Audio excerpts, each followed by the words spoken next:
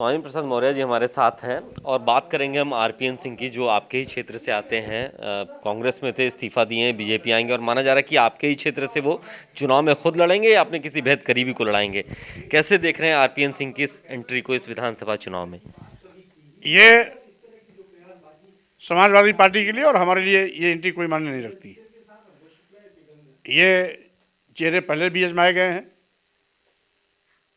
और कई बार इन्होंने वहाँ पर अपने प्रत्याशी उतारे हैं।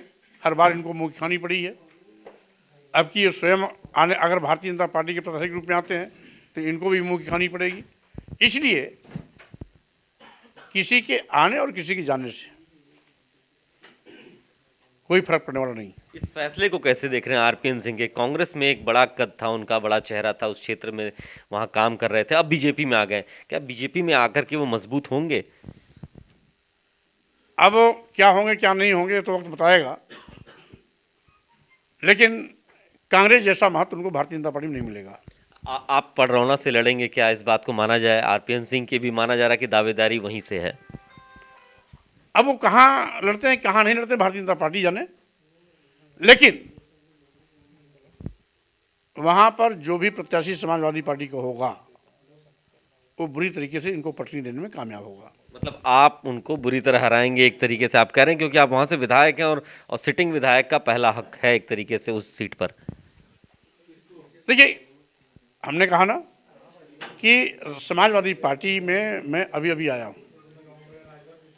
राष्ट्रीय अध्यक्ष के रूप में प्रयोग करना चाहते हैं, प्रदेश के चुनाव में दौड़ाना चाहते हैं, विधानसभा का लड़ाना चाहते हैं, कहाँ से लड़ना चाहते हैं कहाँ से नहीं लड़ना चाहते हैं, ये सब कुछ फैसला राष्ट्रीय अध्यक्ष पर निर्भर है। और जब तक कुछ फाइनल नहीं हो जाता मैं कुछ नहीं बोलता। देखिए, बिल्कुल आपने सही कहा कि ये राष्ट्रीय अध्यक्ष का फैसला है, लेकिन कल जो सूची आई समाजवादी पार्टी की 159 प्रत्याशियों की, ऊंचा हार पर सबकी नज़र थी। हर कोई जानना चाह रहा था कि उत्कृष्ट वहां से चुनाव लड़ते रहे और बड़ा मजबूत वहां पे उनकी स्थिति रही है, उनको टिकट नहीं मिला। इसको क्या समझा जाए, कैसे देखा जाए? क्या उनके लिए कुछ नया प्लान किया जा रहा है उत्कृष्ट के लिए? आप कुछ और सोच रहे हैं? देखिए, राजनीति में कैशबाजी का कोई स्थान नहीं,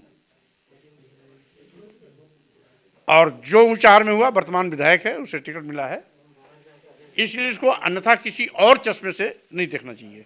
अपने बेटे के लिए कुछ और प्लान कर रहे हैं आप? पार्टी में काम करने के लिए आप सोचेंगे समाजवादी पार्टी में और काम? समाजवादी पार्टी खुद तय करेगी कि इसको क्या करना है। राजनीति में जब मुद्दों पर बात बढ़ती है, लक्ष्य बड़ा होता है, तो किसी एक के लिए किसी दो के लिए खूंटा कभी गाड़ा नहीं जाता है। हमें बड़ा अचीवमेंट लेना है और हमारी नज़र भी उसी तरफ है। उत्तर प्रदेश में भारतीय जनता पार्टी सरकार को उखाड़ फेंकने का, भाजपा ने जो पाप किया है उसको प्रायश्चित करने के लिए इनको वनवास भेजने का, इसलिए इसके सिवाय मुझे कुछ नहीं दिखाई पड़ रहा है। बहुत शुक्रिया हमसे बात करने के लिए। तो स्वामी प्रसाद मौर्य थे।